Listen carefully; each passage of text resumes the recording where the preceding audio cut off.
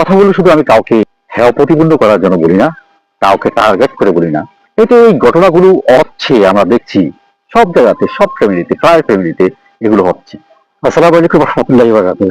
সময় দর্শক কেমন আছেন? একটি কথা বলতে হয়, যেটা হচ্ছে আপনার আপন ব্যক্তি কারা, কিভাবে চিনবেন আপনার আপন ব্যক্তি? যখন দেখবেন আপনি যে শত্রু পক্ষের সাথে আপনার আপন চাচাতো ভাই, জেঠাতো ভাই তাদের জন্য মায়া কান্না করে, তখন বুঝে নেবেন বৃহৎ স্বার্থের সাথে মিশে গেছে আপনার রক্তের সম্পর্ক। অর্থাৎ এই বৃহৎ স্বার্থকে কেন্দ্র করে বিশেষ করে আপনার বিরোধিতা কাজ করে।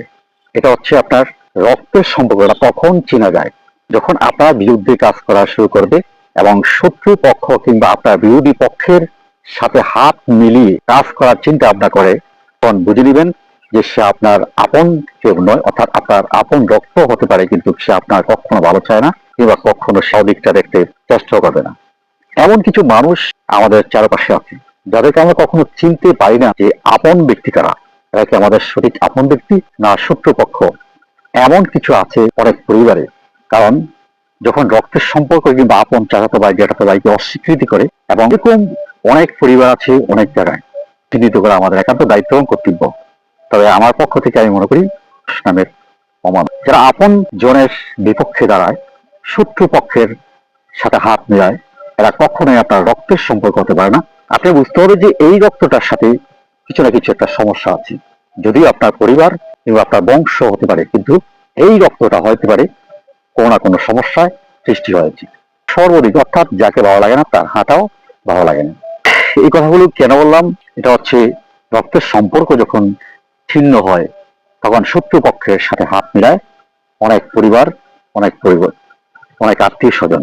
আর তখনই বুঝে নেবেন যে আপনার শত্রু পক্ষ যখন সাথে হাত মিলাবে কিংবা আপনার বিপক্ষের সাথে যারা হাত মিলাবে, আপনার চাচাতো ভাই, আপনার আত্মীয় স্বজন, আপনার চাচাতো ভাই, জেঠাতো ভাই, আপনার বন্ধু বান্ধব, আত্মীয় স্বজন, যখন তাদের সাথে হাত মিলাবে, তাদের সাথে ভালো একটা সম্পর্ক তৈরি করবে যাদের, এবং তাদের সাথে হাত মিলিয়ে আপনার বিরুদ্ধে দাঁড়াবে, তখন মনে করবেন যে আপনি সঠিক পথে আছেন।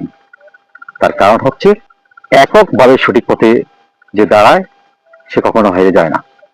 হেরে যায় তারা যারা আপনার বিপক্ষে দ্বারা রক্তের সাথে বেইমানি করে, যারা বংশ মর্যাদা রক্ষা না করে বিপক্ষ দলের সাথে হাত মিলায়, এরা হচ্ছে মানুষ নামে অমানুষ, মনে রাখতে হবে।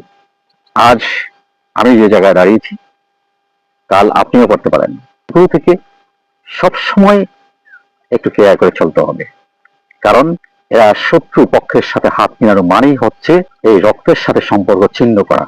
শত্রু পক্ষ কিংবা আপনার আপন রক্তের সাথে যারা ওই ব্যক্তিটা তাল মিলাবে, তখন আপনি নিজেই বুঝে যাবেন যে মূলত হচ্ছে এই রক্ত কোন ডিবেট আছে, কোন সমস্যা আছে, যে কারণে আপন রক্ত, আপন ছোট ভাই, আপন চাচাতো ভাই, আপন ছোট চাচাতো ভাই, জ্যাঠাতো ভাইয়ের সাথে যে বেইমানি করে, সত্যিকার অর্থে যারা রক্তের সাথে বেইমানি করে, এরা কখনো মানুষের গণ্য করতে পারেন না।